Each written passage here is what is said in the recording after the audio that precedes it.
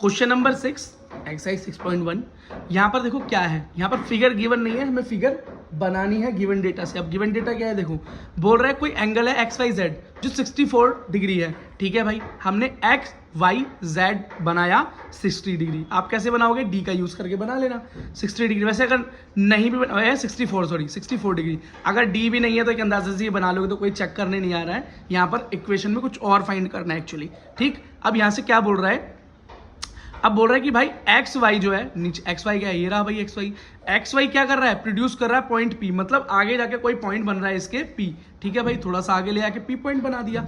अब क्या बोल रहा है कि यहाँ पर एक रे आ गई, क्या वाई क्यू, मतलब वाई से कोई रे आई है क्यू। ठीक है भाई, बना दी।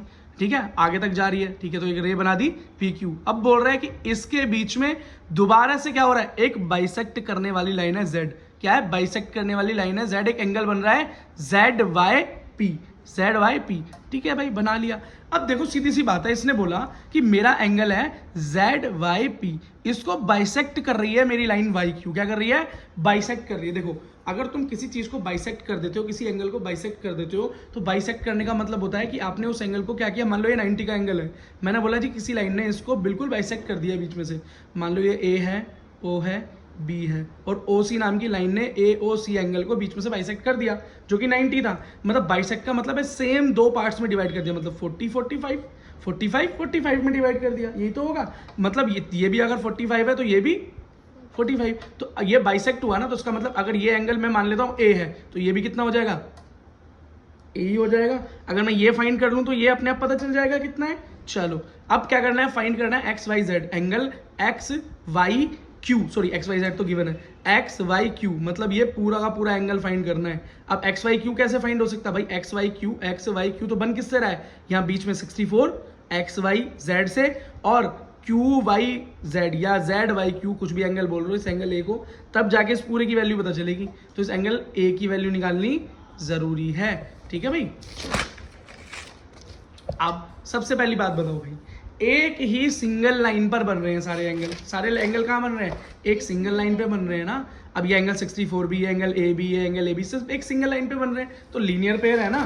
तो ये लीनियर पेयर हुए, तो मैं लिख सकता हूँ angle 64 plus A equals to 180 degree, which is linear pair. तो 2 प्लस ए क्या हो गया, 2 है, और 64 तो जाके माइनस हो जाएगा, तो आंसर आया 2a इक्वल्स टू 116 और a equals to 116 divided by 2, तो a का आंसर आ गया 58 डिग्री। और अगर एक ए 58 डिग्री आ गया तो दूसरा वाला भी एंगल कितना है, 58 डिग्री। अब मुझे क्या निकालना है, एंगल एक्स वाई क्यू निकालना है।